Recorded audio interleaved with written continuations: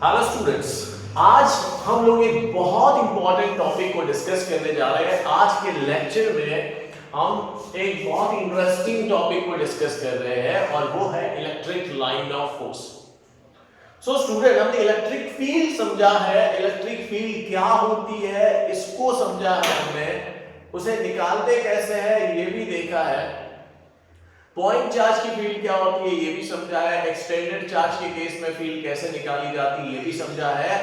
अब जो हम समझने जा रहे हैं वो है electric line of force. Very important, because जब हम लोग इसे समझेंगे तो इसके बाद जो टॉपिक हम लोग डिस्कस करेंगे जिसे इलेक्ट्रिक फ्लक्स कहते हैं वो समझने में आसानी होगी। तो अब जो बात की जा रही है इलेक्ट्रिक लाइन ऑफ फोर्स, तो क्या होती है इलेक्ट्रिक लाइन ऑफ फोर्स ये समझिए कि मान लीजिए एक चार्ज है, वो चार्ज अपने आसपास एक इमेजिनरी स्पेस फॉर्म करता है, एक एक्टिव इमेजिनरी स्पेस फॉर्म करता है। उस स्पेस में अगर कोई दूसरा टेस्ट चार्ज या कोई और चार्ज एंटर करता है तो वो चार्ज उस पे फोर्स लगाता है। अब इसी को फील्ड कही जाती है। अब फील्ड को एक्सप्रेस करने के लिए, फील्ड को रिप्रेजेंट करने के लिए हम जो है कुछ लाइंस का यूज करते हैं, ठीक है। Electric field in a space is represented by a continuous line, continuous lines. तो ये जो लाइन से हम लोग इलेक्ट्रिक फील्ड को एक्सप्रेस करते हैं इसे लाइन ऑफ फोर्स कहते हैं। So students, electric field in a space is represented by a continuous lines called electric line of force. Okay, तो ये समझ में आ गई कि अगर इलेक्ट्रिक फील्ड है तो उसकी फील्ड को रिप्रेजेंट करने के लिए हम लोग लाइंस, कंटीन्यूअस लाइंस का यूज करते हैं और उसी को कहा जाता है इलेक्ट्रिक लाइन ऑफ फोर्स। जैसा कि अगर मान लो हमारे पास एक चार्ज है Q, तो ये चार्ज Q अपने आसपास इलेक्ट्रिक फील्ड बनाएगा अपनी।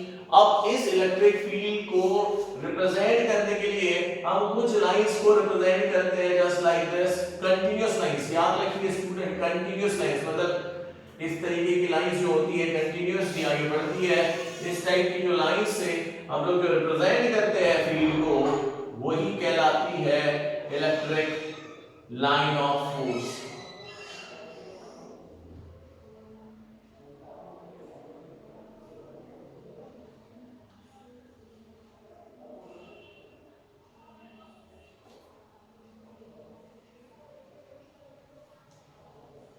तो ये जो लाइंस दिख रही है, जो इमेजिनरी लाइंस हमने यहाँ ड्रॉ की हुई है, क्या रिप्रेजेंट करने के लिए, तो इलेक्ट्रिक फील्ड को एक्सप्रेस करने के लिए हमने इस टाइप की जो लाइन से एक्सप्रेस किया हुआ है, इसी को लाइन ऑफ फोर्स कहते हैं स्टूडेंट्स।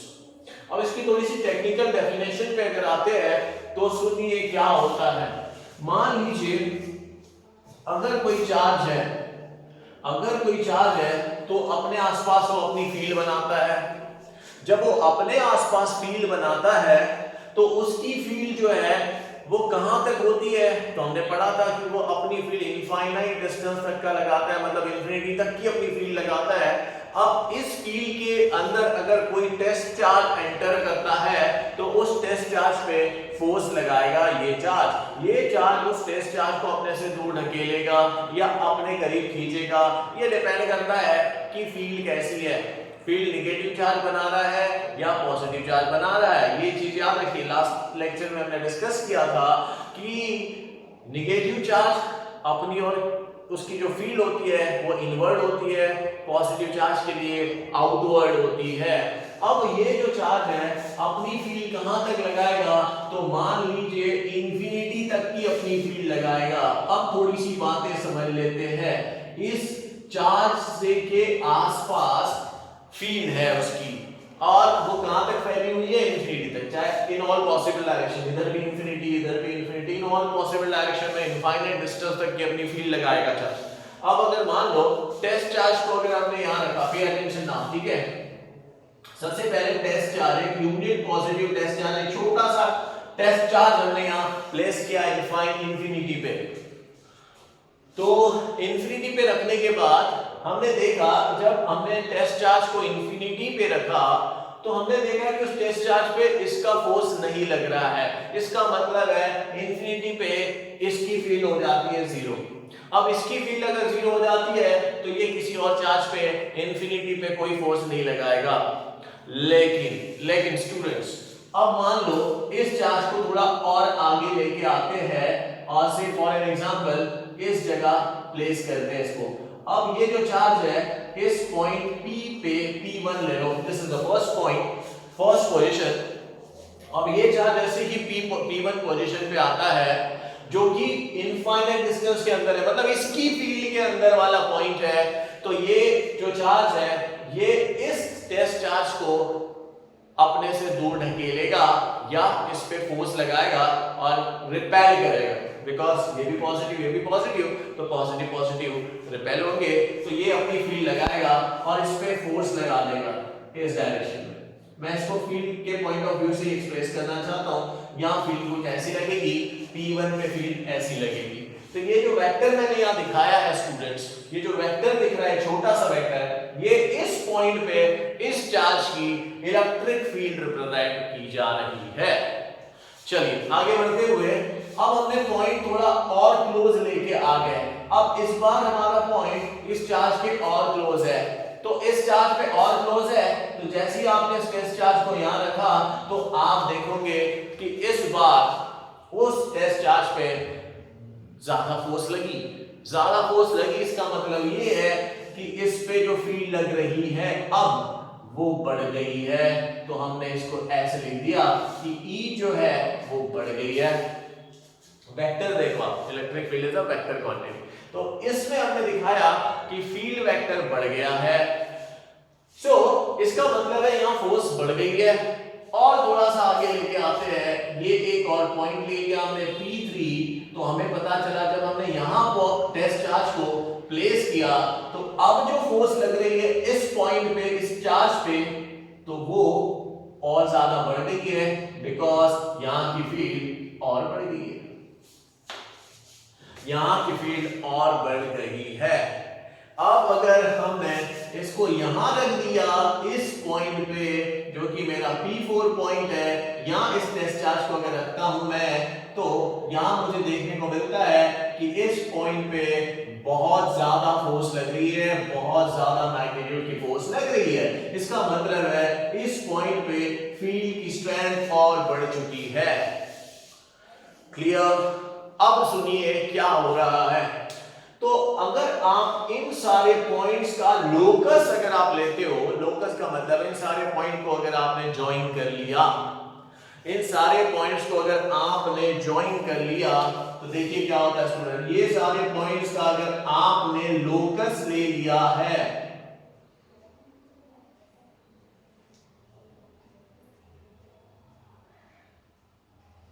अगर ये सारे पॉइंट्स का आपने लोकस ले लिया है, तो you will see a straight line. ये वो स्ट्रेट लाइन है जो ये बता रही है कि चार्ज इस डायरेक्शन में आगे बढ़ रहा था, बिकॉज उस पे इस डायरेक्शन में फोर्स लग रही थी। लगाने वाला ये चार्ज, कौन सा चार्ज बढ़ रहा था? Test charge.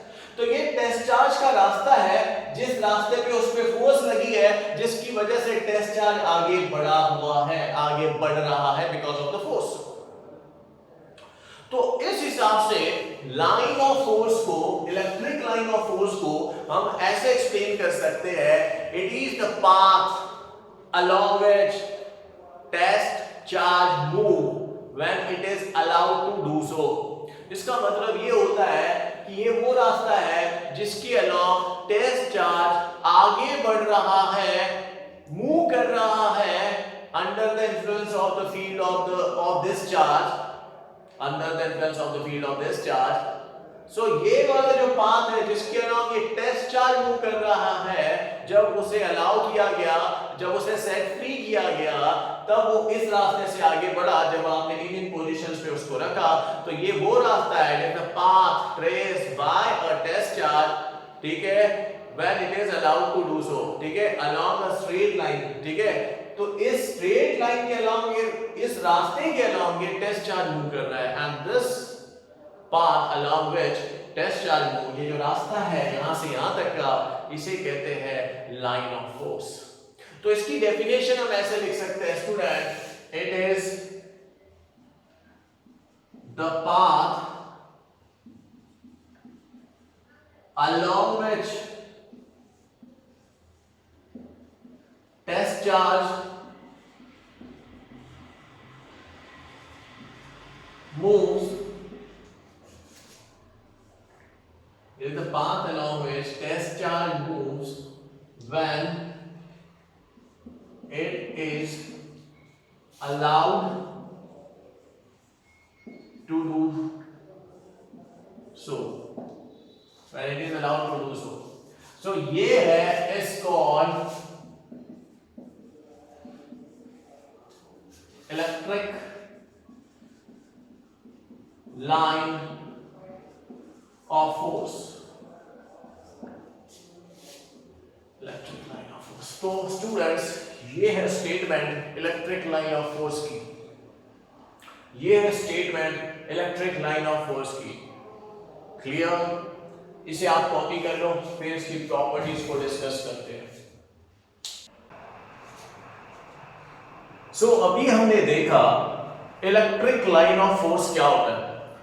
तो हमने पढ़ा कि भाई जो लाइन ऑफ फोर्स होती है, imaginary lines along which test charge moves when it is allowed to do so, वो कहलाती है इलेक्ट्रिक लाइन ऑफ फोर्स। अब इसकी प्रॉपर्टीज डिस्कस करते हैं student.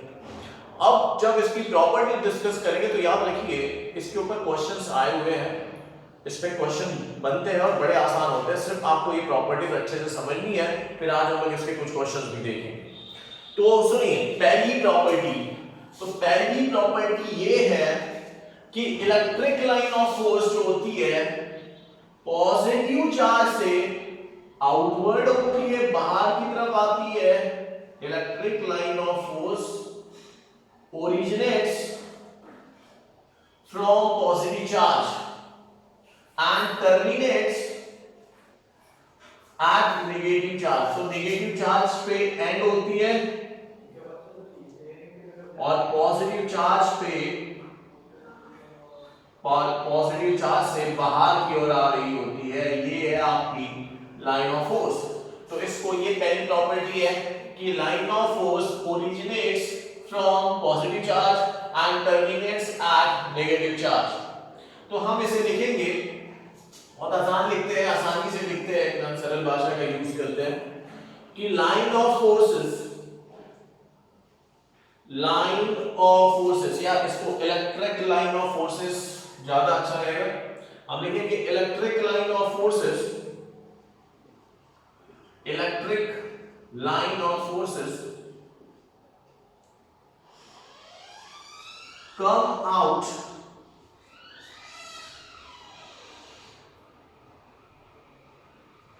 lines of forces come out of positive charge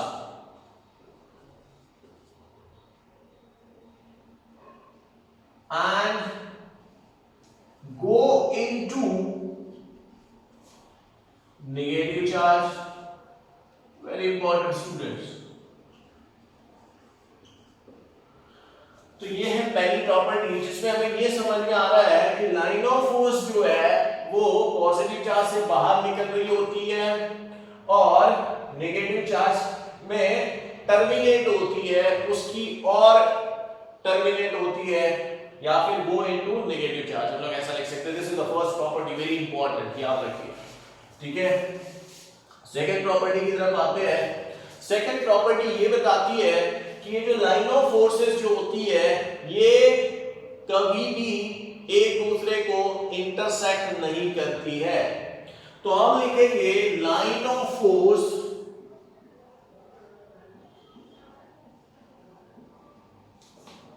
lines of force never intersect each other.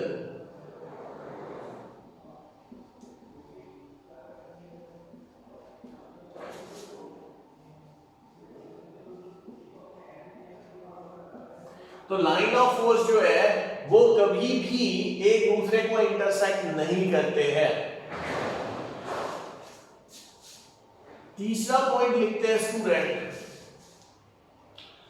A tangent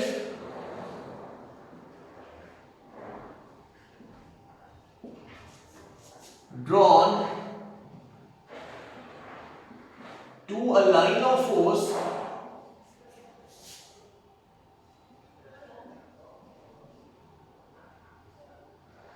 gives the direction of electric field at that point. कि अगर electric, देखिए students, electric line of force जो होते हैं, से for example देखो मैं यहाँ एग्जांपल ले रहा हूँ, ये मान लो आपका पॉजिटिव चार्ज है, यहाँ मान लो नेगेटिव चार्ज है, तो लाइन ऑफ फोर्स पॉजिटिव से निकलेगी नेगेटिव की तरफ जाएगी, लाइन ऑफ फोर्स पॉजिटिव से निकलेगी नेगेटिव की तरफ जाएगी, ऐसे लिख देंगे, तो ये जाते हुए यहाँ आएंगी, ऐसे लिख देते हैं।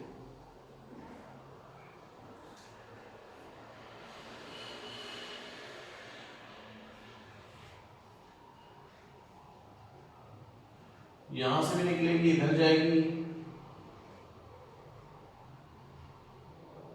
आप चाहे तो इसको इस तरीके से भी बना सकते हो। ओके, तो ये है लाइन ऑफ फोर्स। अब समझो इस कंसेप्ट को, समझो स्टूडेंट। अगर मान लो इस जगह पे ये देखो कि यहां अगर एक पॉइंट कंसीडर कर लिया जाए, हम लोग एक पॉइंट कंसीडर करने वाले हैं, से for example there is a point, ये पी पॉइंट की बात करते हैं। अब इस पी पॉइंट पे ये वाला चार्ज भी अपनी फील्ड लगा रहा होगा, ये वाला चार्ज भी अपनी फील्ड लगा रहा होगा, दोनों का जो रिजल्टेंट होगा वो रिजल्टेंट फील्ड कहलाएगी। क्लियर? अब इस केस में स्टूडेंट आपको बोला जाए कि इस पॉइंट P पे फील्ड की डायरेक्शन क्या होगी, कौन सी भी नेट फील्ड की बात कर रहे हैं, तो ये नेट फील्ड की जो डायरेक्शन है स्टूडेंट, उसके लिए आपको इस पॉइंट पे, इस कर्व पे आपको एक टेंजेंट ड्रॉ करनी पड़ेगी, और यही टेंजेंट इस पर्टिकुलर पॉइंट पे नेट फील्ड एक्सप्लेन करेगी।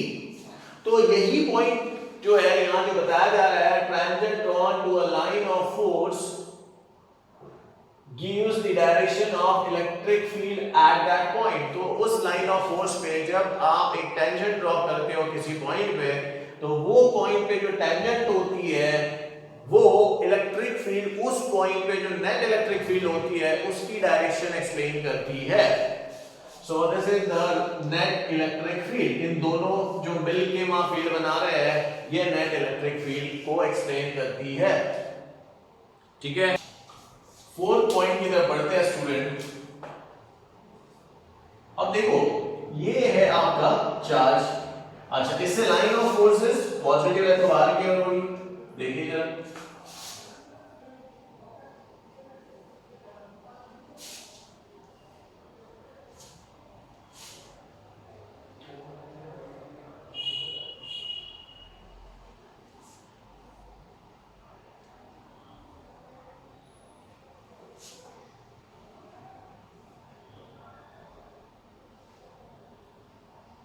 ओके तो आप देख पा रहे हो इस पॉजिटिव चार्ज से लाइन ऑफ फोर्स जो है आउटसाइड, बाहर की ओर निकल रही है। अच्छा जरा समझिए बात, जैसे जैसे इस चार्ज से आप दूर जा रहे हो, जैसे जैसे इस चार्ज से दूर जा रहे हो, ये जो लाइन ऑफ फोर्सेस है एक दूसरे से सेपरेटेड हो रही है, सेपरेट हो रही है, देख सकते हैं आप, एक दूसरे से सेपरेट हो रही है, सेपरेट हो रही है मतलब डाइवर्ज हो रही है। Clear?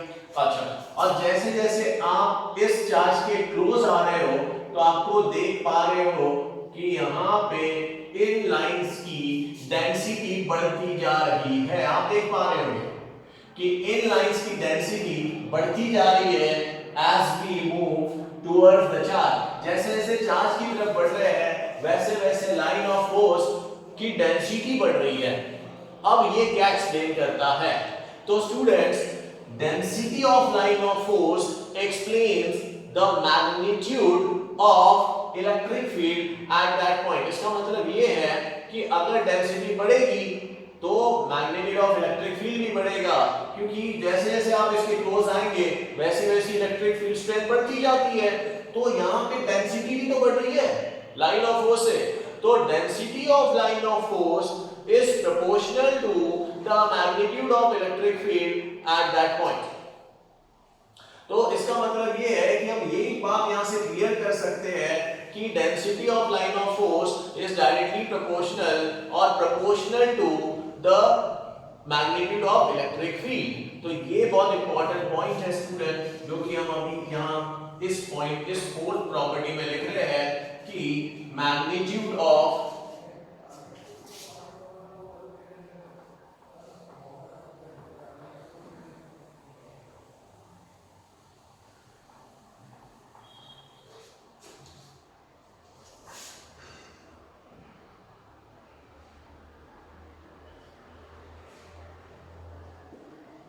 magnitude of field is proportional to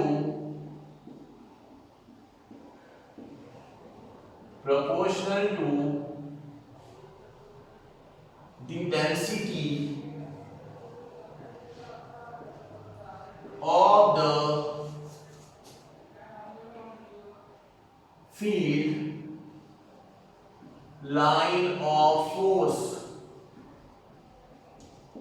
तो स्टूडेंट ये पॉइंट बहुत इंपॉर्टेंट है, इससे हमें ये चीज समझ में आती है कि अगर लाइन ऑफ फोर्स बढ़ जाती है, मतलब लाइन ऑफ फोर्स की डेंसिटी बढ़ जाती है किसी रीजन में, तो उस जगह की फील्ड भी बढ़ जाती है। तो इसका मतलब ये है कि फील्ड का मैग्नीट्यूड जो होता है वो डेंसिटी के ऊपर डिपेंड करता है, the density of field lines of force. Clear? आइए नेक्स्ट पॉइंट की तरफ बढ़ते हैं। अब नेक्स्ट पॉइंट भी सुन लीजिए। अब मैं ये कहूंगा कि अगर मान लो हमारे पास एक चार्ज है, अगर मान लो हमारे पास एक चार्ज है, तो जितनी लाइन ऑफ फोर्स की अगर बात करेंगे,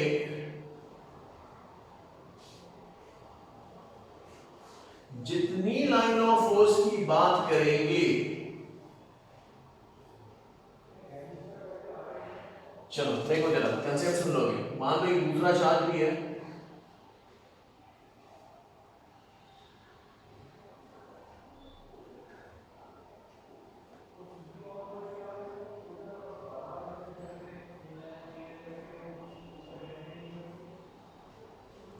तो Q डैश नाम का एक चार्ज है हमारे पास। अब एक चार्ज है हमारा Q और दूसरा चार्ज है Q डैश। अब जरा समझ लो क्या है यहाँ पे, number of line of force समझो कितनी है, 1 2 3 4 5 6 7 8 9 10। क्लियर? 1 2 3 4 5 6 7 8 9 10 11, टोटल 11 है। यहाँ अगर देख सकते हैं 1 2 3 4 5 6, तो यहाँ 6 है और यहाँ 11 लाइन ऑफ फोर्स है। तो स्टूडेंट्स एक बहुत इंपॉर्टेंट पॉइंट हमने समझना है कि number of line of force, number of line of force, ठीक है, चाहे number of line of force originating और टर्मिनेटिंग, चाहे निकल रही हो या आ रही हो, ये डिसाइड करती है, नंबर की बात करें, number of line of force decides the magnitude of the charge. और हम ऐसा कह सकते हैं number of line of force is proportional to the magnitude of the charge. इसका मतलब है जितने ज्यादा लाइन ऑफ फोर्स दिखेंगे उस हिसाब से ये वाला जो चार्ज है, वेरी इंपॉर्टेंट पॉइंट, इसको स्टार्ट करके रखो। क्वेश्चन इस पे देखेंगे, आज हम लोग कुछ क्वेश्चन देखेंगे जो आपको क्लियर होगा। तो हम लिख रहे हैं number of line of forces determines the magnitude of charge. इसका मतलब ये है जितने ज्यादा लाइन ऑफ फोर्सेस होंगी उतना ज्यादा मैग्नीट्यूड उस चार्ज का होगा। क्लियर? तो हम ये लिख सकते हैं इस पॉइंट में कि the magnitude of charge is proportional to the number of line of forces originating from or terminating to charge। ठीक है, चार्ज से निकल रही है या चार्ज में टर्मिनेट हो रही है, जितनी number of line of forces निकलेगी या टर्मिनेट होगी उस चार्ज का मैग्नीट्यूड उसी लाइन ऑफ फोर्सेस के ऊपर डिपेंड करेगा। तो इस पॉइंट को लिख देंगे। आइए देखते हैं, इसके नीचे लिख रहा हूं number of line of force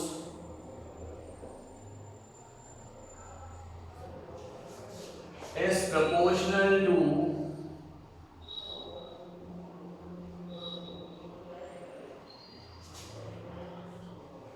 magnitude of charge.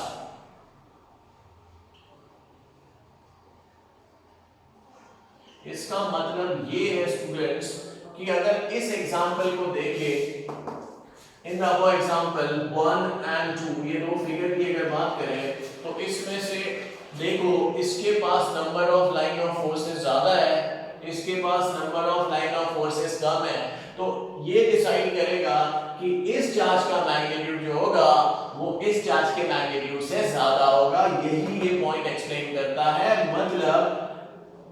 मतलब ये है from the above diagram as पर द प्रॉपर्टी हम लिख सकते हैं कि ये चार्ज में ज्यादा नंबर ऑफ लाइंस है as compare to this charge, तो हम ये कह सकते हैं magnitude of Q, charge is a scalar quantity, magnitude of Q is greater than magnitude of Q dash.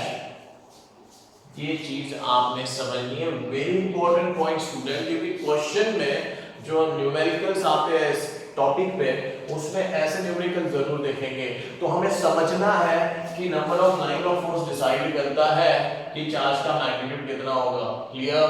तो वेरी इंपॉर्टेंट पॉइंट। आइए नेक्स्ट पॉइंट की तरफ बढ़ते हैं, 6th point. So line of forces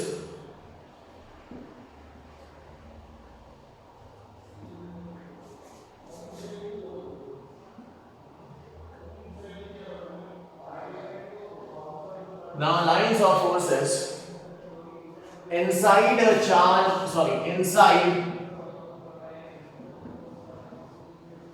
a conductor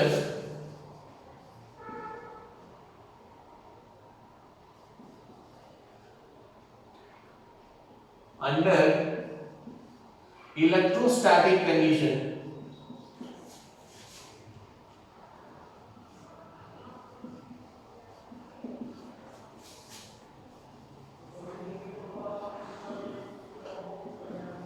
is absent. So very important, another very important property, lines of forces inside a conductor under electrostatic condition is absent. तो lines of forces जो है वो किसी भी conductor के अंदर lines of forces under electrostatic condition की बात कर रहे हैं, जिसमें चार्ज accumulation की बात कर रहे हैं, चार्ज मोशन में नहीं है। तो इलेक्ट्रोस्टैटिक कंडीशन को कहते हैं कि चार्ज जहां पे स्टेडी स्टेट में, स्टेगनेंट स्टेट में मोशन नहीं कर रहा है, तो ऐसी कंडीशन में लाइन ऑफ फोर्सेस किसी भी कंडक्टर के अंदर नहीं पाई जाती है। ये क्या एक्सप्लेन करता है? That is electric field inside the conductor, electric field inside the conductor is 0। तो कंडक्टर के अंदर की इलेक्ट्रिक फील्ड जो है वो 0 होती है। ये एक्सप्लेन करती है ये properties on the basis of line of force, because line of force किसी भी कंडक्टर के अंदर नहीं पाई जाती है, एब्सेंट होने। Conductor, mark the word conductor, ये याद रखना स्टूडेंट। लेकिन कौन सी कंडीशन में? इलेक्ट्रोस्टैटिक कंडीशन की बात की जा रही है। तो कंडक्टर में इलेक्ट्रिक लाइन ऑफ फोर्सेस नहीं पाने के कारण, नहीं पाए जाने के कारण उसके अंदर की फील्ड क्या रहेगी? 0। Clear? Important point. Next point देख रहे हैं students. Okay student, 7th property है, हमने देखा कि electric line of force surface पे नॉर्मली एंटर करती है, सरफेस पे नॉर्मली एंटर करती है। तो हम लिख सकते हैं electric line of force always enters normally to the conductor surface, to the surface of conductor।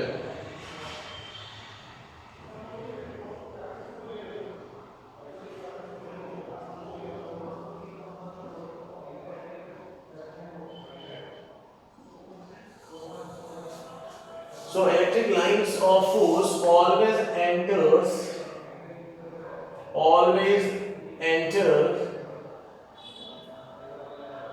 normally to the surface of the conductor. तो याद रखिए ये एक और इम्पोर्टेंट प्रॉपर्टी यहाँ हमने डिस्कस की है कि ये कंडक्टर और इस कंडक्टर का ये सरफेस है, तो इलेक्ट्रिक लाइन ऑफ फोर्स जो भी होगी वो नॉर्मली इस सरफेस को एंटर करेगी, नॉर्मली इस सरफेस को एंटर करेगी, जस्ट लाइक दिस।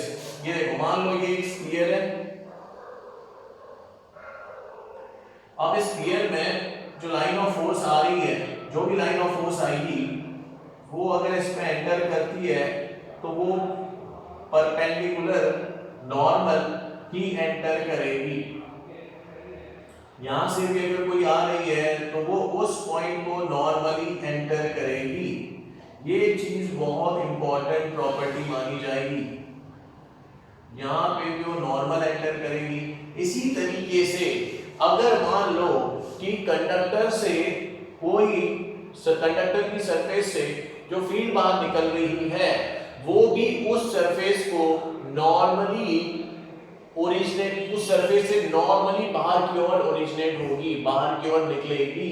अगर मान लो सरफेस की अगर बात करें, उस सरफेस से फॉर एग्जांपल अगर ये एक सरफेस है और इस सरफेस पे चार्ज जो है वो पॉजिटिव है, जैसे कि इस केस में हमें देखने को मिल रहा है, ये पॉजिटिव चार्ज है, तो पॉजिटिव चार्ज से बाहर की ओर जो फील्ड निकलेगी वो फील्ड भी परपेंडिकुलर टू इट्स सरफेस होगी।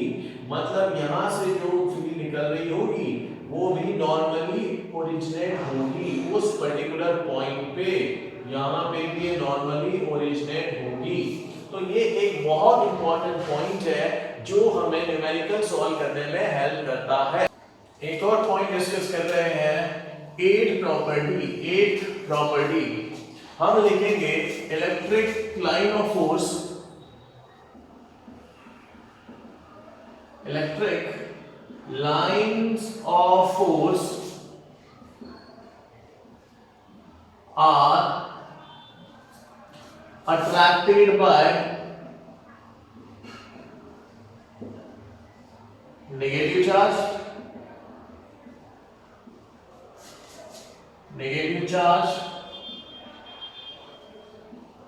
and repelled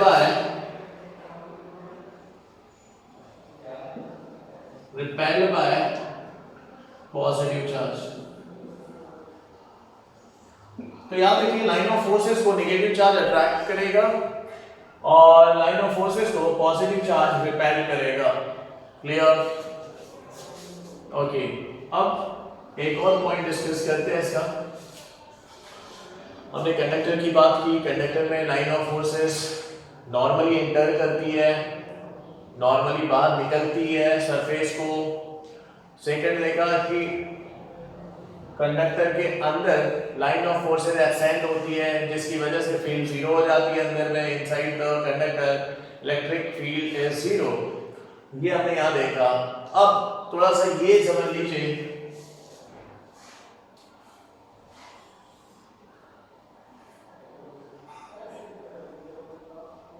equidistance,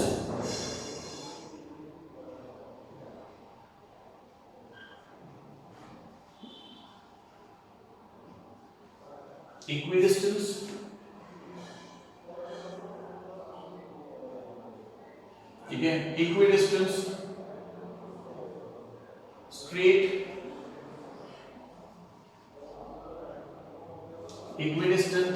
straight, and parallel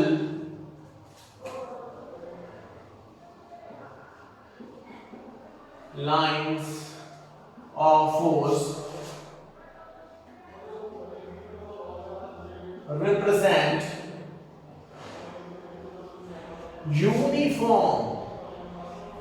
uniform electric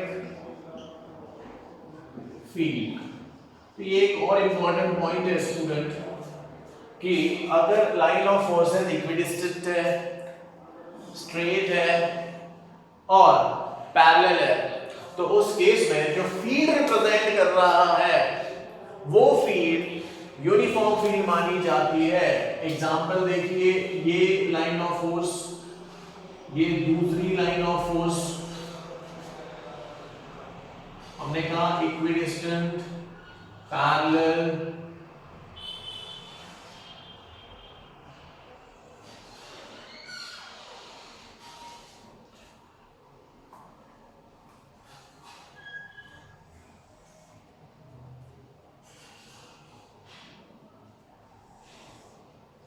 तो इस टाइप की जो इलेक्ट्रिक फील्ड है आप देख सकते हो, ये लाइन ऑफ फोर्सेस एक दूसरे को पैरेलल है, क्लियर,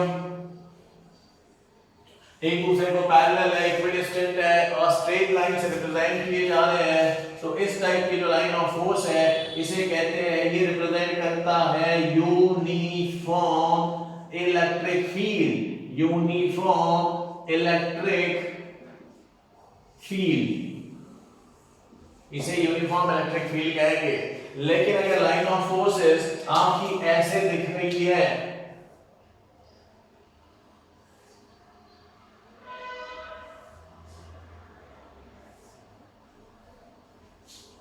इस टाइप की जो लाइन ऑफ फोर्सेस है दे आर नॉट पैरेलल, तो इस टाइप की लाइन ऑफ फोर्सेस क्या रिप्रेजेंट करती है, तो आप लिखेंगे यहां non uniform, non uniform electric field,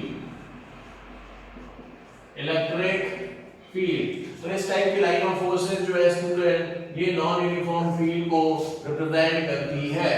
So this is an example of non-uniform electric field. Clear? I hope ये properties जो है इलेक्ट्रिक लाइन ऑफ फोर्सेस की काफी अच्छे से आपको समझी होगी। You just go through the points and remember it कि ये जो है ये पॉइंट्स आपको इसके न्यूमेरिकल सॉल्व करने में हेल्प करेंगे।